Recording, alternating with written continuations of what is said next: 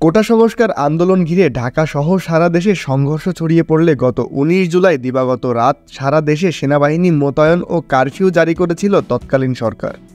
এরপর ছাত্র জনতার অভ্যুত্থানে ৫ আগস্ট আওয়ামী লীগ সরকারের পতন হয়।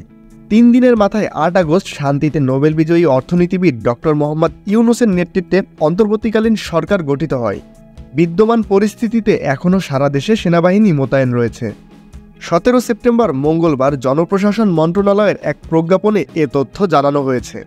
আগামী ৬০ দিন বাংলাদেশ সেনাবাহিনীর কমিশন অফিসাররা এই বিচারিক ক্ষমতা কাজে লাগাতে পারবেন। এর ফলে ভ্রাম্যমাণ আদালত বসিয়ে অপরাধীকে সাজা দিতে পারবেন তারা। এ প্রসঙ্গে আন্তঃবাহিনী জনসংযোগ পরিদপ্তরের পরিচালক লেফটেন্যান্ট কর্নেল সামিউদ্দৌলা চৌধুরী বলেন, আমাদের এই আদেশ দেওয়া হয়েছে এবং এই অনুযায়ী কাজ করব। তিনি সবার সহযোগিতাও চেয়েছেন। প্রজ্ঞাপনে বলা হয়েছে, ফৌজদারি দণ্ডবিধি ১৮৯৮ এর ৬৪, ৬৫, ৮৩, ৮৪, ৯৫, ১০০, ১০৫, ১০৭, ১০৯, ১১০, ১২৬, ১২৭, ১২৮, ১৩০, ১৩৩ এবং ১৪২ ধারা অনুযায়ী সংগঠিত অপরাধের ক্ষেত্রে সেনাবাহিনীর কর্মকর্তারা তাদের বিচারিক ক্ষমতা প্রয়োগ করতে পারবেন। আইনের ৬৪ ধারায় বলা আছে, কোনো ম্যাজিস্ট্রেটের উপস্থিতিতে যদি অপরাধ সংঘটিত হয় তাহলে তিনি নিজেই গ্রেপ্তার করতে পারবেন অথবা অপরাধীদের গ্রেপ্তারের আদেশ দিতে পারবেন।